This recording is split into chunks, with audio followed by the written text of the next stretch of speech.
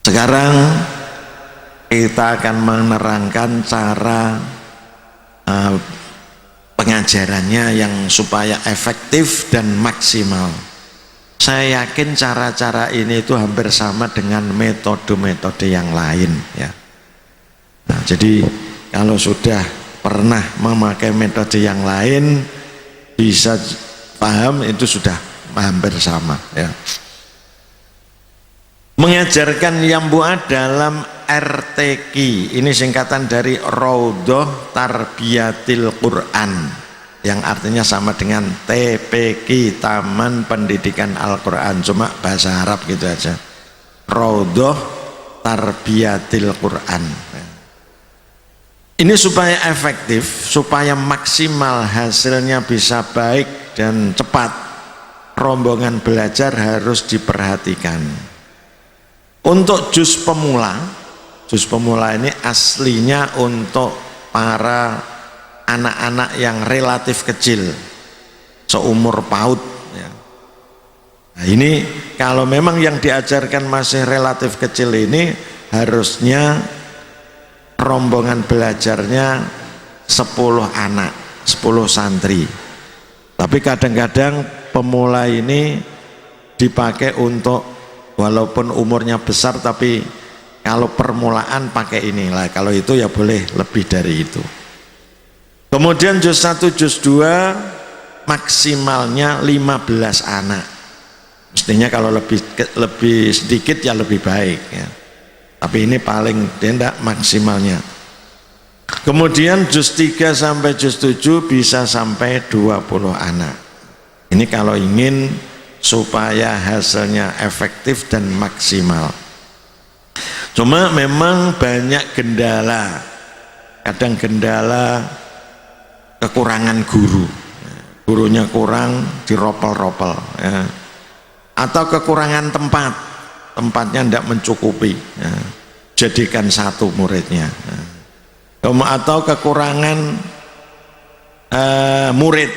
muridnya hanya sedikit-sedikit ya. Ada juz 1, juz 2, juz 3, jadikan satu. Nah, ini yang menjadikan tidak efektif ya. Jadi satu rombongan itu harus satu juz 1, juz 1 semua, juz 2, juz 2 semua, dan seterusnya. Itu yang menjadikan efektif. Nah, kita mengajar setiap hari itu minimal 1 jam atau setiap hari 1 jam ya. Lebih baik diberi tambahan, entah itu 10 menit, 15 menit atau sampai setengah jam, ya lebih baik, waktunya lebih banyak. Tapi paling tidak 1 jam setiap hari, itu jangan dikurangi ya. Nah, ini kalau di sana itu guru-gurunya itu istiqomah. Sayang istiqomahnya istiqomah telatnya ya. Itu di sana, enggak di sini, enggak tahu saya ya. Nah, ini yang kadang-kadang tidak dirasa. Saya masuk terus tapi hasilnya kok enggak maksimal. Ya, karena istiqomah telatnya tadi. Sudah kita gambarkan. Umpama setiap hari 10 menit saja telatnya. 1 pekan sudah 1 jam, berarti sama dengan libur 1 hari ya. Nah, tinggal ngalihkan ya. Itu kalau 10 menit. Nah, nanti kalau telatnya sampai 1/4 jam sampai setengah jam ya berbahaya lagi ya. Maka disiplin waktu ini yang sangat-sangat penting ya. Kemajuan dan kemunduran pendidikan ini termasuk penting adalah kedisiplinan ya. Disiplin waktu, disiplin mengajar, ini yang akan menjadikan maju dan mundurnya pendidikan ya. Karena memang pendidikan ini membutuhkan waktu. Kalau waktunya kurang ya akan mundur. 1 jam ini dibagi menjadi 3 bagian. Kalau pertama, session pertama 10 menit, kalau 1 jam saja atau kurang malah. Kalau waktunya ada kelebihan bisa tambah sampai 15 menit. Ini membaca doa dan peraga ya. Jadi pertama-tama ini kita berdoa ya, karena kita sebagai orang Islam, ad-doa silahul mukmin, doa ini sebagai senjata orang beriman ya, supaya anak belajar ini bisa manfaat barokah, kita doa bersama-sama. Pertama-tama mestinya ya salam ya, untuk perjumpaan pertama salam. Salam ini kalau kita sering mendengarkan juga banyak yang tidak tepat salamnya ya. Ada yang assalamualaikum, ada. Ini di Kudus ini. Warahmatullahi wabarakatuh, ada yang begitu. Nah, guru Al-Qur'an jangan gitu salamnya ya, harus yang tepat ya. Fasih, pendek panjangnya harus tepat. Contohnya assalamualaikum warahmatullahi wabarakatuh. Coba dijawab bersama. Nah, alhamdulillah banyak yang sudah benar jawabannya, tapi ada sebagian kurang tepat ya. Kalau salamnya itu assalamu ya, jawaban yang tepat itu waalaikumsalam warahmatullahi wabarakatuh. Kalau samanya salamun alaikum, jawabnya waalaikumsalam ya. Tapi kalau assalamualaikum, jawabnya harus waalaikumsalam warahmatullahi dan seterusnya. Maka anak-anak cara menjawab salam harus diberi pelajaran dulu, diberi contoh oleh guru. Jadi jawabnya salam waalaikumsalam warahmatullahi wabarakatuh ya. Setelah salam membaca doa. Nah, doa yang ada tercatat di situ membaca Fatihah dan kalamun qadimun.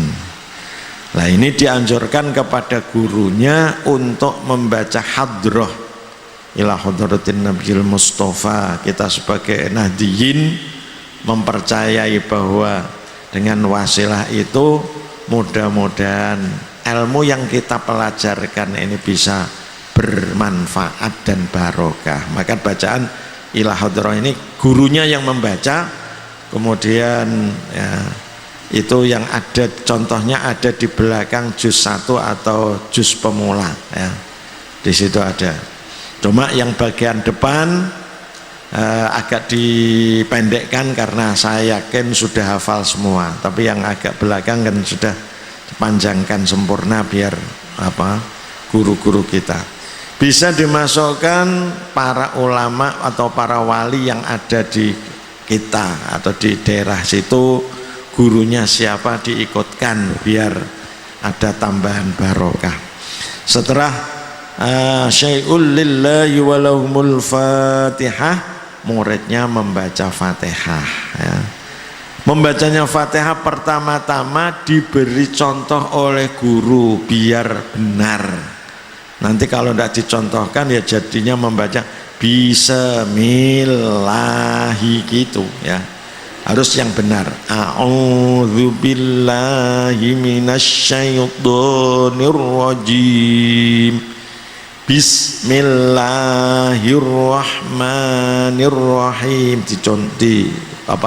Pandu dulu satu persatu ya. Setelah nanti beberapa hari anak sudah bisa membaca baik, disuruh baca sendiri.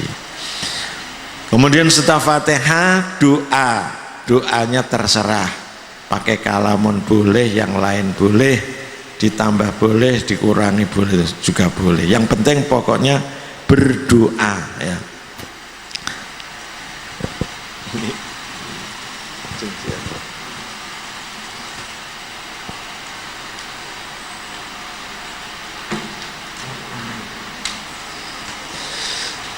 Jadi di situ sebagai contoh adalah kalamun, karena yang sering digunakan di pondok Yambu'ul Quran itu ya.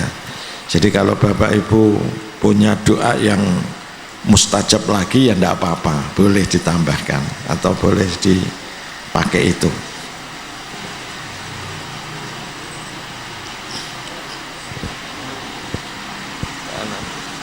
Cup-cup.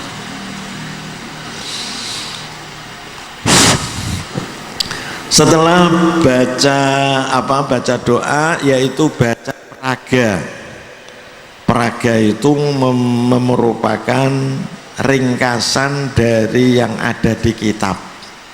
Jadi kalau anak bisa membaca peraga, berarti insya Allah akan bisa membaca yang ada di kitab, ya.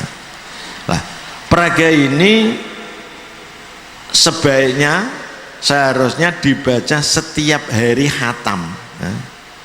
Paling tidak 2 hari. Karena apa? Supaya anak ini cepat bisa. Karena memori anak itu sangat kuat. Apa yang sering didengar, sering dibaca, sering dilihat, itu akan cepat hafal, ya. Maka kalau yang sering didengarkan itu nyanyian, ya akan bisa nyanyi. Kalau yang didengarkan selawatan, bisa cepat hafal selawatan, ya. Kalau iklan, ya iklan yang dihafalkan. Kadang-kadang ibunya belum hafal, anaknya sudah bisa, tapi kadang-kadang bacaannya masih lucu, ya. Tapi kan bisa hafal. Itu untuk apa? Supaya mempercepat ini kita adakan begitu, ya. Ini saya berikan contohnya peraga, ya.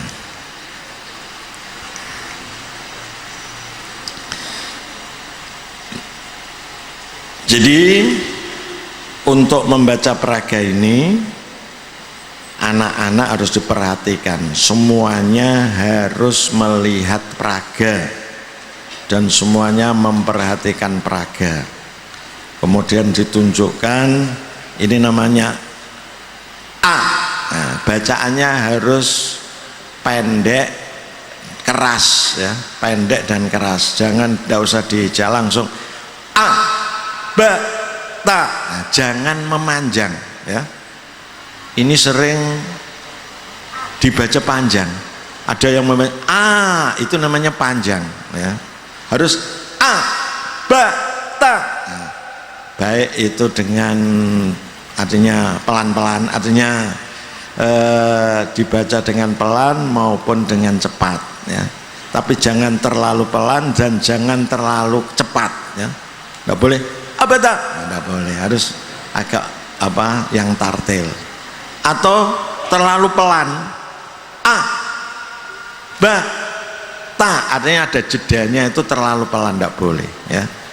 Ini untuk membiasakan anak biar terbiasa bacaannya itu tidak terlalu pelan dan tidak terlalu cepat, ya. Jadi kalau umpamanya pelannya A, ba, ta, ya biasa boleh, ya. Cuma memang membacanya ini harus ditekankan supaya keras dan pendek-pendek. A, ba, ta, nah, ditunjukkan ini A, ini ba, ini ta, kemudian bolak-balik diulang-ulang lah. Dengan itu akan bisa masuk dalam memorinya anak, ya. Yang penting gurunya yang mengajar ini makhrajnya harus yang tepat, yang fasih, ya. Permulaan mengajar atau pemula atau pertama-tama yang mengajar ini harusnya gurunya yang fasih, ya. Nah, ini kadang-kadang yang sering itu juz 1 atau pemula itu disuruh memegang guru baru, ya. Guru baru ini kadang-kadang makhrajnya masih belum benar, padahal ini menjadi fondasi bagi anak. Kalau guru pertama ini makhrajnya salah, ya anak akan ngopi kesalahannya, ya. Maka jangan sampai guru yang pertama itu atau juz-juz awal ini dipegang oleh guru yang belum fasih. Yang penting fasihnya, supaya setiap huruf ini diucapkan dengan benar, ya. Nanti setelah pokok pelajaran dibaca oleh guru, jadi ini dibaca guru, a, ba, ta ditirukan ya. Ini yang pokok pelajaran. Untuk yang bawahnya, ini kalau anak sudah bisa membaca sendiri, biar dibaca sendiri, guru tinggal nunjuk saja. Dan jangan dibaca berurutan. Jangan a, ba, ta. Nanti anak sudah hafal. Beberapa hari kan sudah hafal. Kalau hafal tidak mau memperhatikan, lah maka harus diloncat-loncat. A, kemudian di ataba, aaba, diloncat-loncat. Ya. Kemudian ini masih satu halaman di peraga. Nah, nanti supaya waktunya tidak banyak, ya setiap halaman tidak usah dibaca semua ya.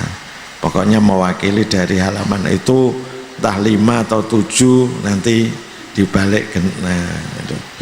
Nanti kalau sudah bisa baca cepat ya, kalau waktunya cukup ya baca semua tidak apa-apa. Kemudian yang bagian bawah yang tidak ada harokatnya, ini pelajaran tambahan yang berupa nama-nama huruf. Di kitabnya juga ada ya. Kalau tidak ada harokatnya, kita menyebutnya dengan nama huruf, asmaul huruf atau ismul huruf, ismul harf ya.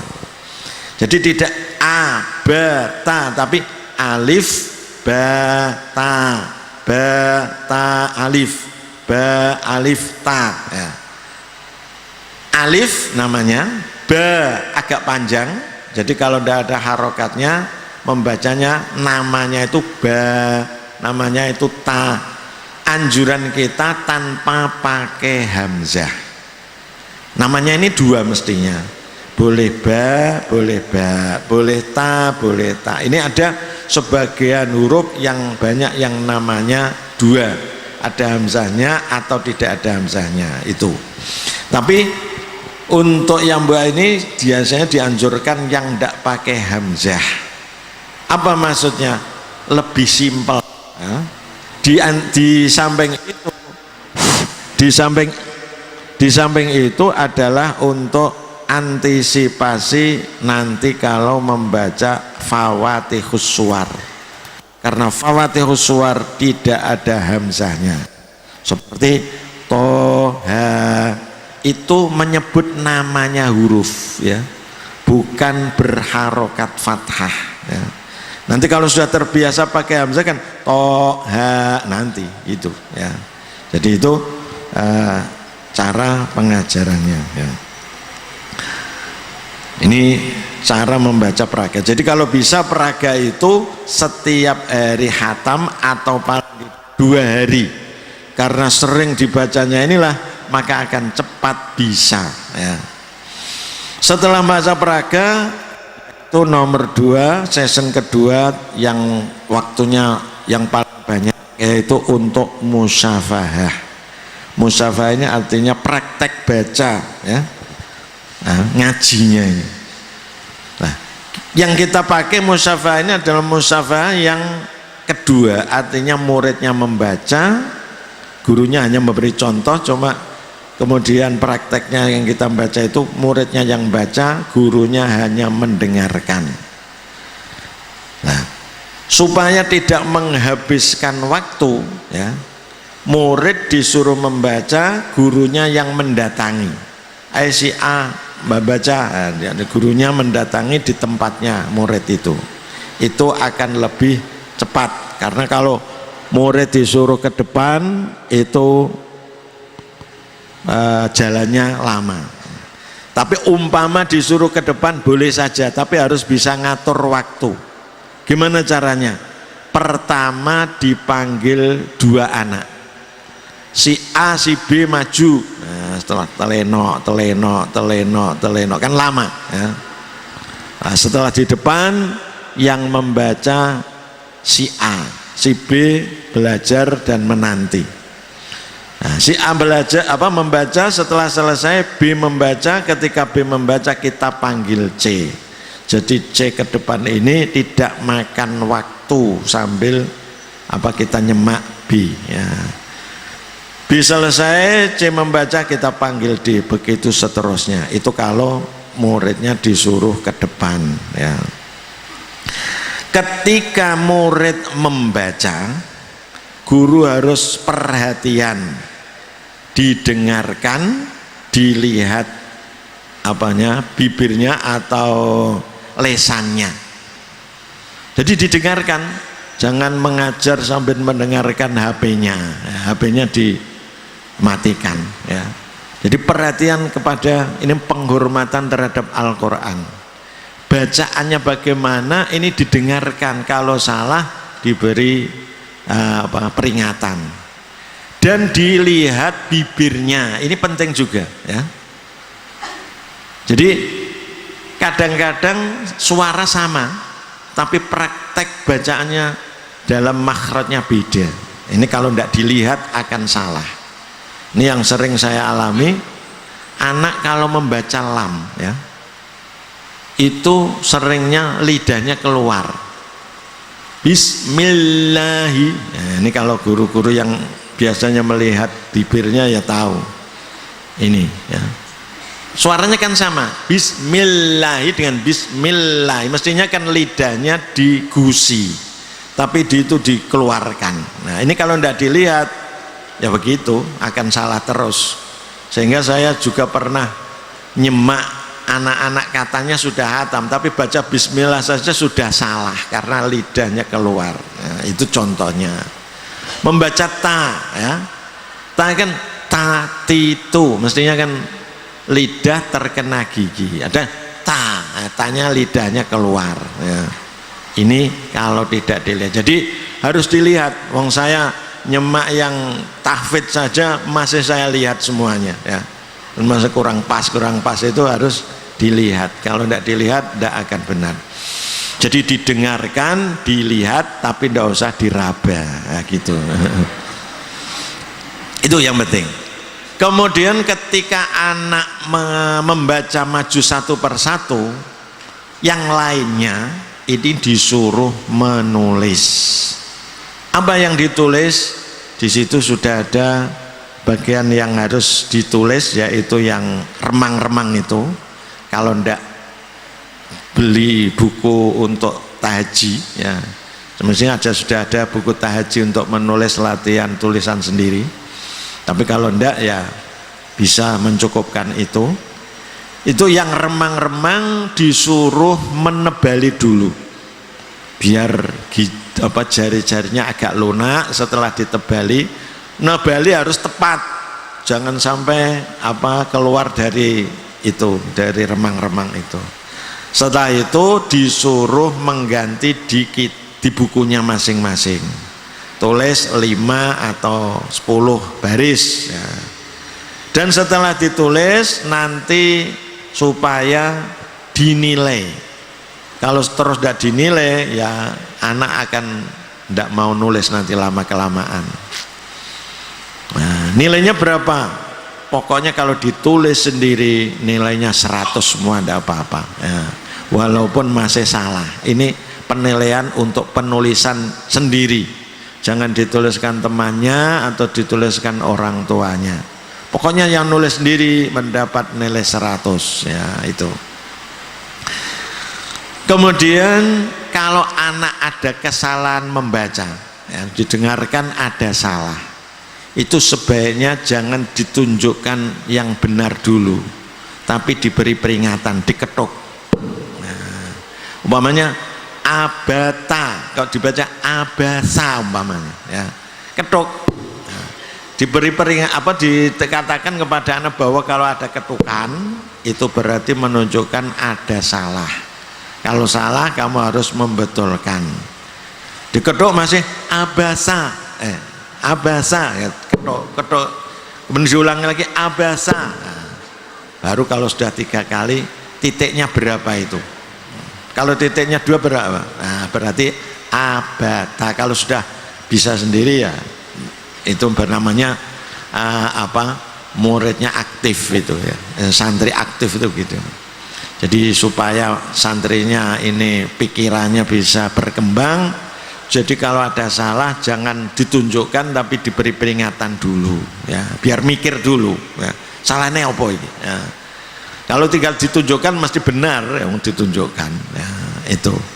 Jadi umpama kurang panjang ya diketok ya, panjang apa tidak itu. Ini untuk supaya santri aktif ya. Jadi itu cara mudah. Nah, bagi anak-anak yang bacaannya sudah fasih, benar, lancar, kita naikkan ya. Naiknya berapa? Ya menurut kemampuannya. Kalau memang lancar carcar ya, tidak ada yang salah dan cepat bisa cepat ya, boleh beberapa halaman. Tapi kalau ada kesalahan tidak boleh dinaikkan. Maka ini harus dipahamkan kepada anak-anak dan orang tuanya bahwa kalau ada kesalahan maka kamu tidak akan dinaikkan, maka kamu di rumah harus belajar ya. Nah, kalau tidak dipahami nanti anaknya beberapa hari tidak naik ya, ibunya mendatangi gurunya nuntut ya. Ini harus diberi perhatian, harus diberi pengetahuan ya. Jadi kita menaikkan ini menurut kemampuannya, tidak menurut target rian atau target banyaknya pelajaran, tapi kemampuannya bagaimana. Kalau mampu ya maka cepat, kalau enggak ya akan agak lama gitu ya. Nah, kalau ada buku prestasi ya nanti dicatat di buku prestasi halaman ini tanggal ini sudah shot jadi kalau pakai Arab ya shot itu sahih berarti benar, atau masih ada salah tidak naik berarti khoto ya, atau pakai Indonesia boleh B benar S salah ya, atau pakai tanda contreng tanda titik lah, ini terserah Bapak Ibu ya. Kalau tidak ada buku prestasi bisa pada halamannya kitabnya murid itu diberi shot diberi kho diberi s diberi ba ya. Kalau B berarti kan benar, berarti besok yang naik adalah yang dibaca adalah selanjutnya. Saya kira kalau guru-guru sudah akan paham itu. Setelah anak maju semua, baca semua, mestinya harus diusahakan setiap hari bisa maju semua, jangan sampai tidak ya. Entah itu caranya, bukan diusahakan begitu. Setelah maju semua ada tambahan materi atau materi tambahan. Ini 10 menit atau 15 menit. Materi tambahan ini biasanya kita isi dengan materi hafalan. Materi hafalan ini berupa surat-surat pendek dari An-Nas sampai Ad-Duha, kemudian hadis atau kata-kata hikmah, kemudian bacaan sholat, doa-doa harian. Dengan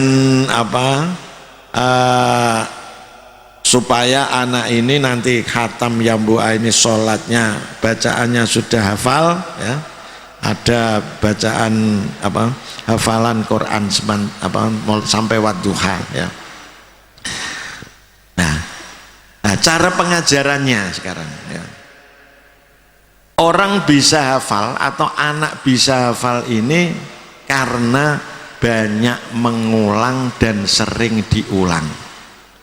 Banyak mengulang dan sering diulang itu menjadikan bisa hafal. Coba Bapak Ibu yang sering membaca Yasin setiap hari, ini namanya kan sering mengulang ya, maka akan hafal. Kalau ayat lafal pertama dari ayat dibaca itu bisa meneruskan ya. Itu namanya sudah hafal ya. Nah, supaya hafalannya tidak lupa maka harus sering diulang, artinya murojaah ya.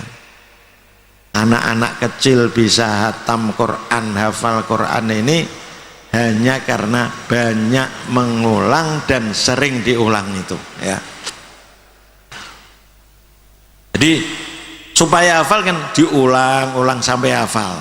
Nah, ini mestinya mengulanginya menurut kemampuan ya. Ada yang diulang 2 kali sudah hafal, ada yang 3 kali, ada yang 10 kali, ada yang beberapa kali belum hafal ya. Ini kalau sudah hafal supaya jangan lupa ya, sebelum lupa harus sering diulang, namanya didarus atau di murojaah itu ya. Maka caranya ya sedikit demi sedikit diulang-ulang. Kalau ini untuk anak-anak kan diulang bersama-sama. Saya contohkan umpamanya baca Fatihah ya.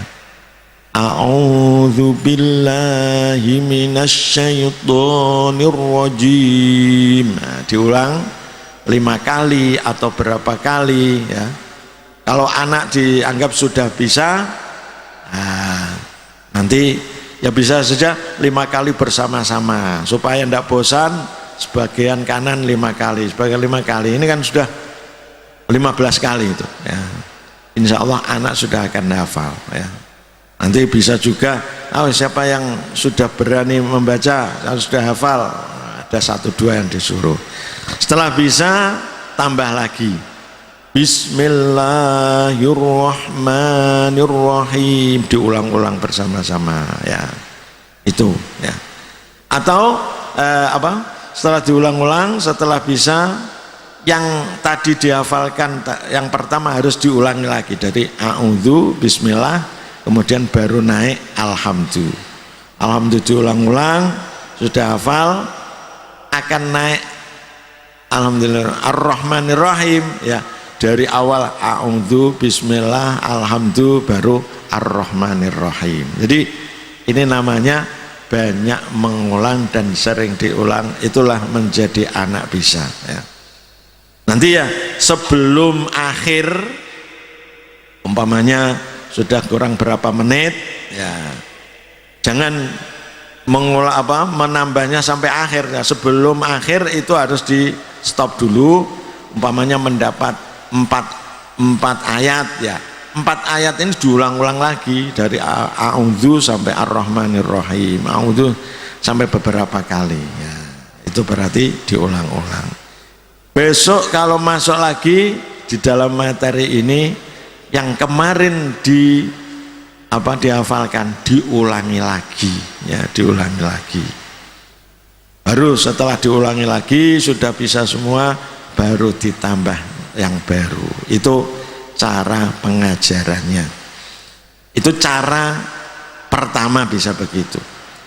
Cara kedua menghafalkan itu ada yang sedikit demi sedikit, ada yang banyak dibaca semua, diulang-ulang semua. Nah, itu. Jadi bisa juga dengan cara yang kedua, setiap hari seperti membaca praga tadi, setiap hari dibaca dari halaman awal sampai 4 halaman, karena hafalannya kan kira-kira 4 halaman ya. Jadi setiap hari dibaca mulai halaman pertama sampai halaman 4, nanti hari ini gitu ulang-ulangi. Tapi ini agak berat kalau untuk anak-anak ya, tapi lama-kelamaan pasti akan hafal ya. Itu cara yang kedua itu. Itulah pokok-pokok cara mengajarkan yambu'a ya. Jadi pokoknya cara pengajarannya itu nanti kalau sudah sampai khatam kitabnya ya, yang naikkan ke juz yang berikutnya adalah kepala RTQ atau yang mewakilinya, pokoknya yang paling fasih ya. Jadi untuk naik juz ini ada tes sendiri ya, yaitu yang paling fasih kalau bisa. Nah, sebelum dites ini mestinya yang guru kelas harus perhatian anaknya yang sering salah itu apa, supaya di drill dulu. Jadi kalau dites supaya nanti bisa lulus.